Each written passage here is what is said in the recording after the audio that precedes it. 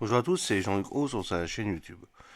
Aujourd'hui, nous allons parler des processus modificatifs de la société, des strates totales de la société qui devient irréversible.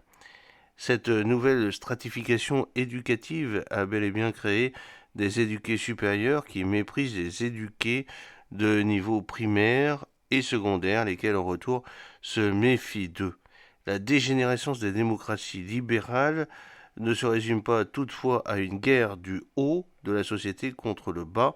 En association étroite avec une hausse massive du niveau de vie, la stratification éducative a fait exploser croyances et forces collectives. Au-delà de l'opposition entre populisme et élitisme, on peut saisir un phénomène d'automisation sociale, de pulvérisation des identités qui touche tous les niveaux de la société. Alors l'auteur qui me paraît avoir le mieux senti et décrit cette décomposition politique est Peter Mayer dans The Rolling the World. Alors, l'une de ses intuitions les plus intéressantes est que dans une situation d'atomisation générale de vide, l'État monte en puissance. C'est logique, si la société se décompose en individus, l'appareil d'État prend une importance particulière. La religion, ou plutôt sa désintégration, je l'ai dit plus haut, est au cœur de notre modèle.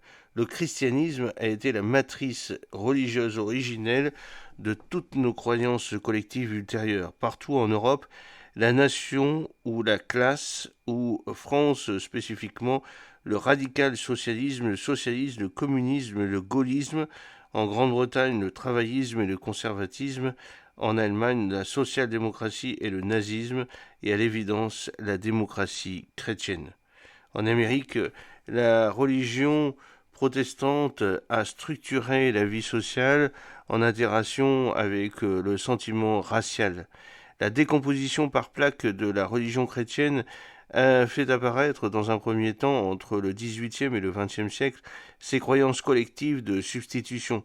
J'ai tracé l'histoire de la déchristianisation ou sécularisation dans l'invention de l'Europe en mesurant les effondrements de la pratique dominicale et du recrutement en prêtres, première chute d'une moitié du catholicisme dans le bassin parisien, sur la côte méditerranéenne de la France, au sud de l'Italie, au centre et au sud de l'Espagne et du Portugal, au milieu du XVIIIe siècle. Deuxième chute, celle, cette fois-ci, de l'ensemble du protestantisme entre 1870 et 1930.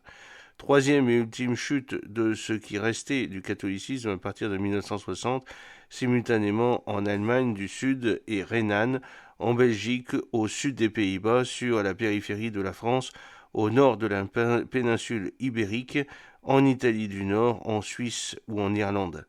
Cet affaissement de la pratique et de l'encadrement religieux a mené à un premier état zombie de la sécularisation dans lequel l'essentiel des mœurs et des valeurs de la religion disparue subsistait, notamment l'aptitude à l'action collective. Le concept de catholicisme zombie, élaboré pour comprendre le dynamisme relatif de certaines régions de France dans les turbulences de la globalisation, et que j'ai utilisé pour déchiffrer la carte des manifestations de soutien à Charlie en 2015, se révèle d'application tout à fait générale. L'état zombie d'une religion n'est cependant qu'une première phase de la sécularisation, quand on ne peut décrire comme un état vraiment post-religieux.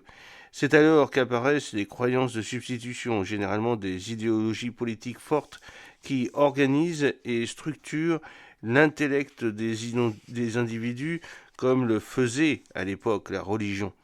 Bouleversées par la disparition de Dieu, les sociétés restent néanmoins cohérentes et capables d'action. L'État-nation, souvent férocement nationaliste, est typiquement la manifestation d'un État zombie de la religion, avec cette réserve que le protestantisme avait réussi à engendrer des États-nations avant même sa propre disparition. Toujours, il y a une religion nationale et ses pasteurs, au fond, étaient des fonctionnaires. L'État zombie n'est pas la fin du voyage. Les mœurs et les valeurs héritées du religieux s'étiolent ou explosent et disparaissent enfin. Et alors, même alors seulement, apparaît ce que nous sommes en train de vivre, le vide religieux absolu, avec des individus privés de toute croyance collective de substitution. Un état zéro de la religion, c'est à ce moment-là que l'État-nation se désintègre et que la globalisation triomphe dans des sociétés atomisées où l'on ne peut même plus concevoir que l'État puisse agir efficacement. Je dis l'individu privé de toute croyance collective, plutôt que libéré, parce que nous allons le voir s'il se trouve diminué plutôt qu'agrandi par le vide. La durée du processus montre à quel point il implique en son sein une non-réversibilité de lui-même et de ses conséquences. La matrice religieuse originelle fut lentement construite entre la fin de l'Empire romain et le Moyen Âge central, puis densifiée ultimement par la réforme protestante et la contre-réforme catholique. Si c'est l'arrivée à un état religieux zéro qui a fait disparaître le sentiment national, l'éthique du travail, la notion d'une moralité sociale contraignante, la capacité de sacrifice pour la collectivité, toutes ces choses dont l'absence fait la fragilité de l'Occident dans la guerre, il devient évident qu'elles ne réappartiront pas dans les 5 ans qui viennent, espace du temps que j'ai donné aux Russes pour mener à bien cette guerre. En effet, même si M. Trump arrive à avoir un armistice, ce sera qu'un armistice et les Russes redémarreront la guerre d'ici 2 ans, je peux vous l'assurer. J'espère que cette petite vidéo vous a plu. N'oubliez pas de cliquer sur le pouce pour la promouvoir, de vous abonner si ce n'est pas encore fait et de partager cette vidéo sur vos réseaux sociaux. A très bientôt, fidèlement, Jean-Luc O.